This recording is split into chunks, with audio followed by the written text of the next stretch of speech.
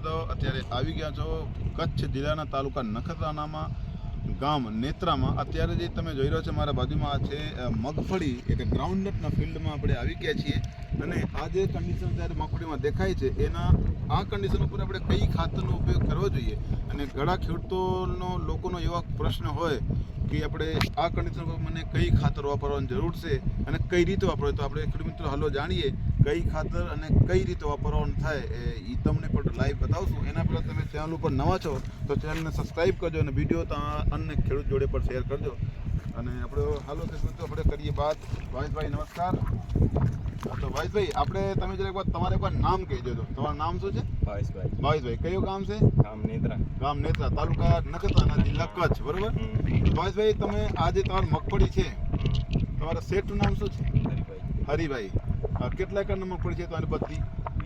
20 એકરમાં ભાવેશભાઈના બાડીમાં મગફળીના વાવેતર કરેલ છે, બરાબર? તમે આજે થેલી છે તમારા હાથમાં સીસ ગોલ્ડ એક્સ્ટ્રા. ખેડૂત મિત્રો આ એક એવી ખાતર છે જે અત્યારે જે કન્ડિશન મગફળીને છે તમે અત્યારે આ સીસ ગોલ્ડ એક્સ્ટ્રાનો ઉપયોગ કરશો તો તમારે બાડીમાં એના રિઝલ્ટ બહુ સારો દેખવામાં મળશે તમને. નીચેથી અત્યારે મગફળીના જે છે એના બેઠક સારામાં સારી થાય છે અને તમારો કલર જોરદાર થઈ જાય, સૂર્યની સંખ્યામાં બઢવાનું જોરદાર કામ એ કરે છે. તો અત્યારે આપણે ભાવેશભાઈ તમે આ જે ખાતર છે તમે આજુબાજુના ક્યાં કોઈ જોયા છો કે કેમ તમે વાપરો છો? 20 એકરમાં હરિભાઈ લઈ આવે છે, બરાબર? તો તમારા આજુબાજુના ખેડૂતો વાપરે છે એ તમને ખબર છે? વાપરી રહ્યા એટલે તમે પણ વાપરવાનું ચાલુ કરી દીધું છે. તો ખેડૂત મિત્રો ભાવેશભાઈને પણ એવું છે કે ભાવેશભાઈના આજુબાજુના ખેડૂતો સીસ ગોલ્ડ એક્સ્ટ્રાનો ઉપયોગ કરે છે. આ લોકોને એના સારામાં સારા રિઝલ્ટ મળે છે એટલે ભાવેશભાઈને જે શેઠજી છે હરિભાઈ પોતે લઈ આવે છે અને આ અત્યારે 20 એકરમાં વાપરે છે. તો ભાવેશભાઈ તમે આ કઈ રીતે વાપરો છો? આ ઘણો ખેડૂત મિત્રોનો હોય કે આપણે પાણીમાં કઈ રીતે વાપરીએ, તો તમે કઈ રીતે વાપરો છો જરા કહેજો. પહેલું પાણી ભરવું પડે એનામાં. તો મિત્રો આ જોઈ રહ્યા છો તમે એના અંદરથી જે સીસ ગોલ્ડ કાઢીને આ પાણી ભરીને આમાં નાખીને એમ રીતે આપણે ડોલમાં બનાવીને મિક્સ કરી લઈએ.